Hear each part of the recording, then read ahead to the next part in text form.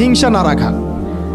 আমাদের সবার এখন মনের মধ্যে যে হিংসা দিয়ে ভর্তি, হিংসাগুলোকে ছেড়ে দেন, মন বড় করে ফেলেন, আল্লাহর জন্য ছেড়ে দেন। হিংসা ত্যাগ করেন, গীবত করা বন্ধ করে দেন, অপবাদ দেয়া তো একেবারেই নিষেধ, পরশ্রী কাতরতা ছেড়ে দেন, মনটাকে একদম খালেস করে রাখেন।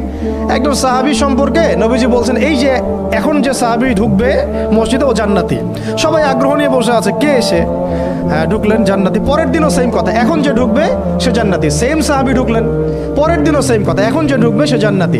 সেম সাহাবী ঢুকলেন, এবার একজন সাহাবী কৌশল করে তার বাসায় গেলেন, দেখি তো কি আমল করে সে।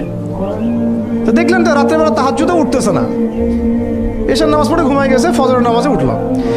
3 দিন থাকলেন, 3 দিন সেম সেম।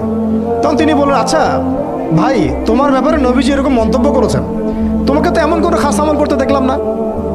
তো তিনি বলছেন, আচ্ছা একটা বিষয় হতে পারে, আমি অত বেশি আমল হয়তো করি না, কিন্তু আমি যখন ঘুমাতে যাই আমি সবাইকে মাফ করে দিয়ে ঘুমাই।